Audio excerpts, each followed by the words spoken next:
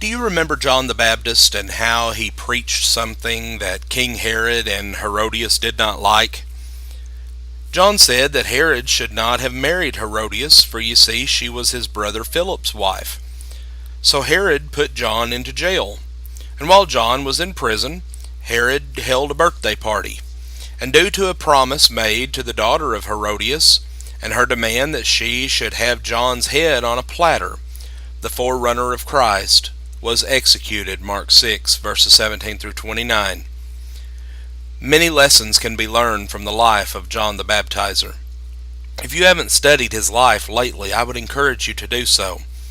You will be blessed, for as Jesus said, among those born of women, there has not risen one greater than John the Baptist, Matthew 11 and verse 11. Today I would like for us to consider some lessons from the death of John. Why was John killed? Well, first we find that John was killed for rebuking sin and for preaching repentance, Matthew 6 verses 17 through 20.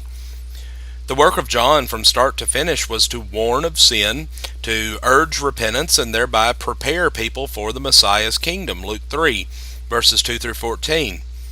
John got very specific with the sinner about his sin, and sometimes people repented at such preaching while others rejected. Too often, we like to play ring around the rosy with the sinner and with his sin.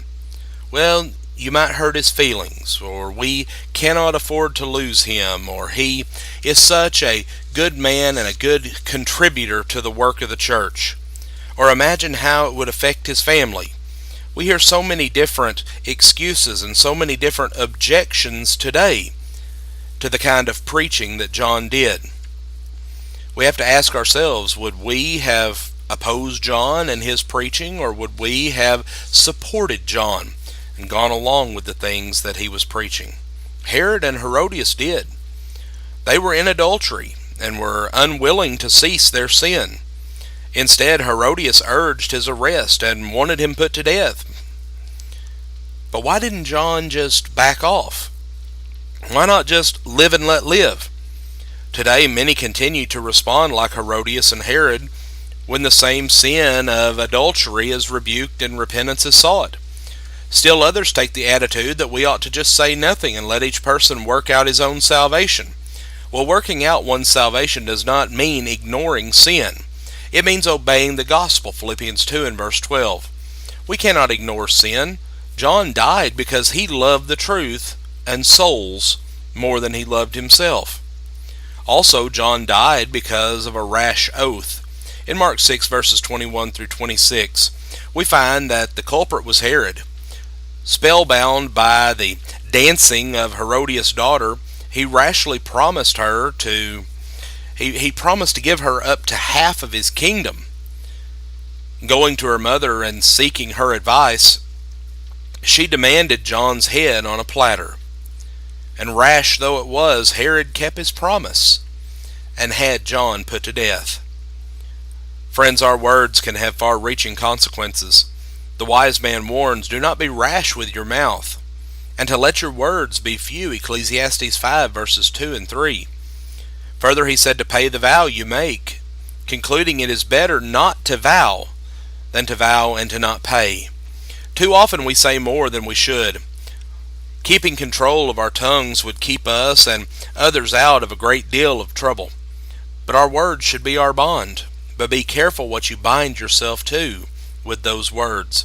We're told to let every man be swift to hear, slow to speak, and slow to wrath, James 1 and verse 19. John died because Herod could not control his passions or his tongue. And be careful lest your rash speech cause the death of your soul. John also died because of peer pressure.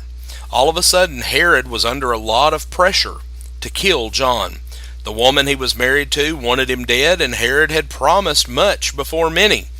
Now he had to deliver in order to save face. So with sorrow, he killed a righteous man. And that's how peer pressure works. It often presses us to do something we know is wrong, but in order to please those around us, we give in and commit those things. And this must stop. After all, who must we be more interested in pleasing? Those in the world or God? Giving in to peer pressure corrupts souls and defiles consciences, and often at the very moment we give in, our conscience is telling us that we are sinning. Evil companionship corrupts good morals, and since evil companions are not interested in righteous conduct, wisdom demands that we sever ties with those whose influence will only drag us down into the depths of sin. John died because Herod surrounded himself with people to whom he could not say no. Friends, we must surround ourselves with people who will help us to say yes to God and to His will. But do not put your soul to death by giving in to evil peer pressure.